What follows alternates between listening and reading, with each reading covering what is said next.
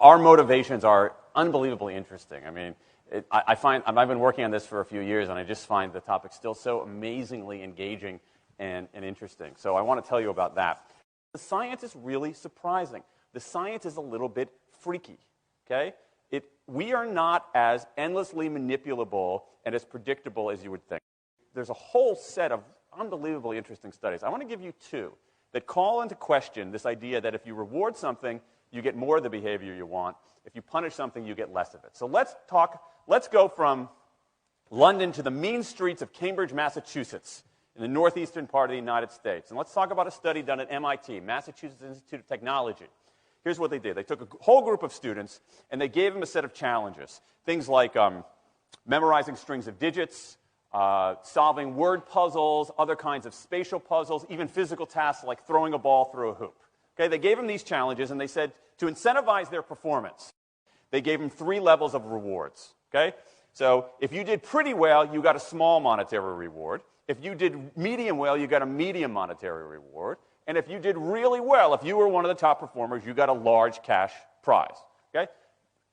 We've seen this movie before. This is essentially a typical motivation scheme within organizations, right?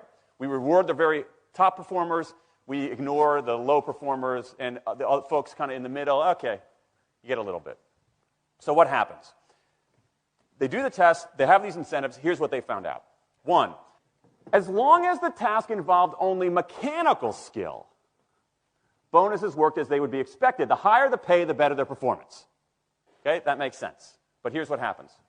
But once the task called for even rudimentary cognitive skill, a larger reward led to poorer performance.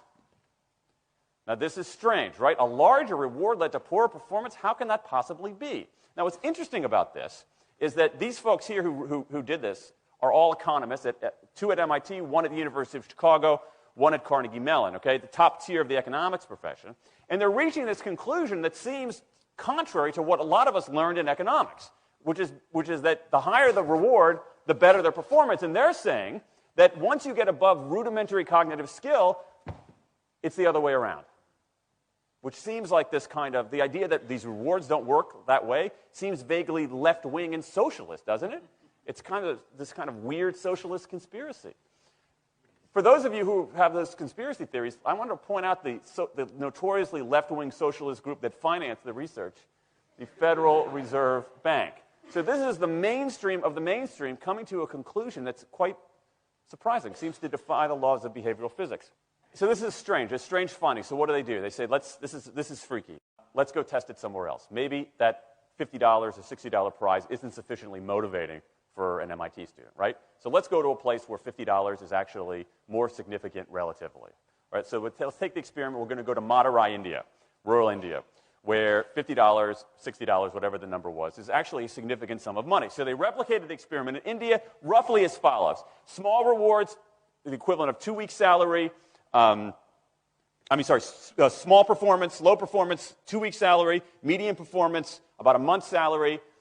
High performance, about 2 months' salary. Okay, so those are real good incentives. Okay, so you're going to get a different result here. Well, what happened, though, was that the people offered the medium reward did no better than the people offered the small reward. But this time around, the people offered the top reward.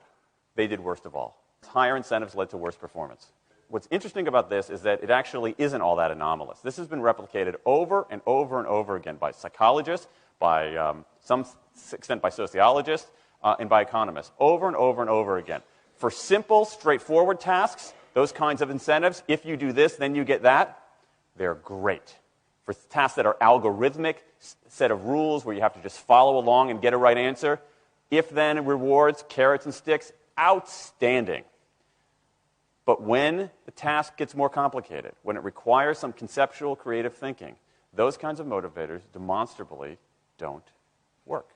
In fact, money is a motivator at work, but in a slightly strange way. If you don't pay people enough, they won't be motivated.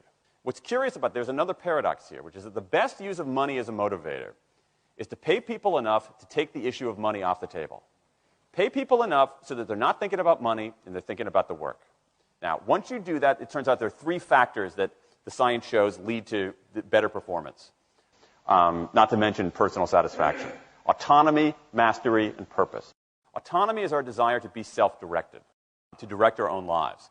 Now, in many ways, traditional notions of management run afoul of that. Management is great if you want compliance, but if you want engagement, which is what we want in the workforce today as people are doing more complicated, sophisticated things, self-direction is better.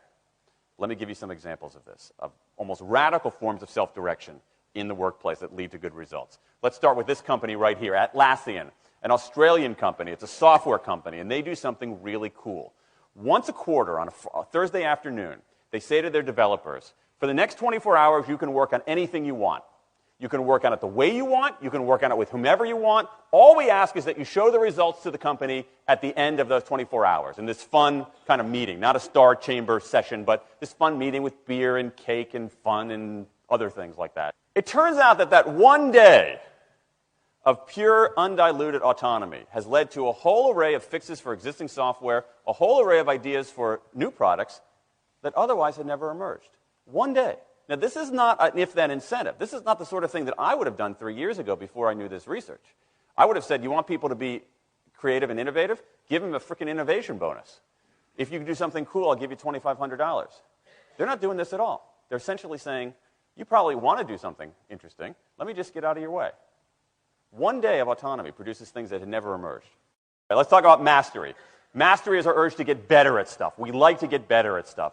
This is why people play musical instruments on the weekend. You got all these people who are acting in ways that seem irrational economically. They play musical instruments on weekends. Why? It's not going to get them a mate. It's not going to make them any money. Why are they doing it? Because it's fun, because you get better at it, and that's satisfying.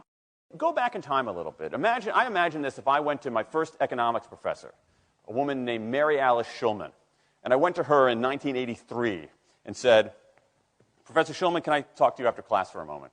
Yeah. I got this inkling. I got this idea for a business model. I just want to run it past you. Here's how it would work.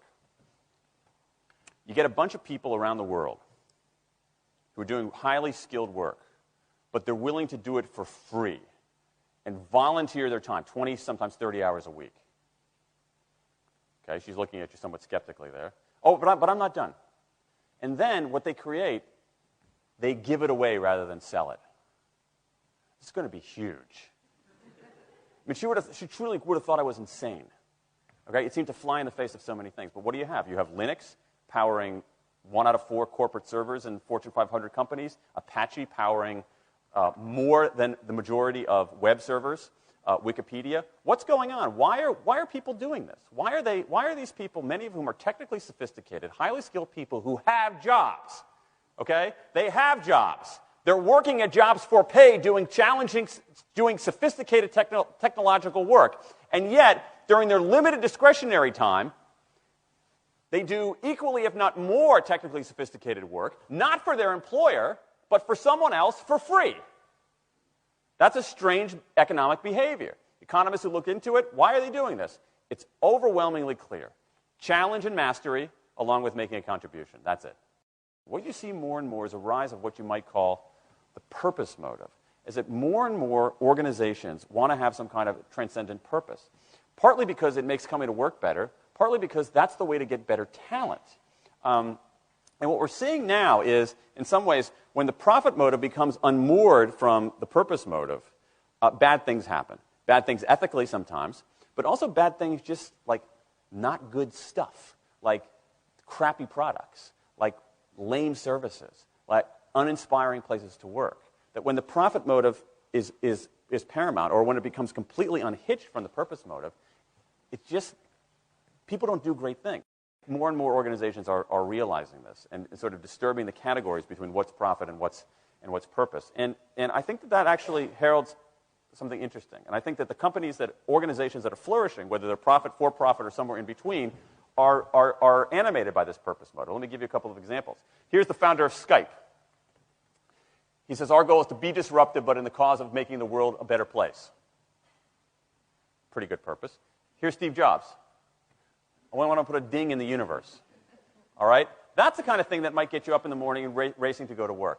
So I think that we are purpose maximizers, not only profit maximizers. I think the science shows that we care about mastery very, very deeply.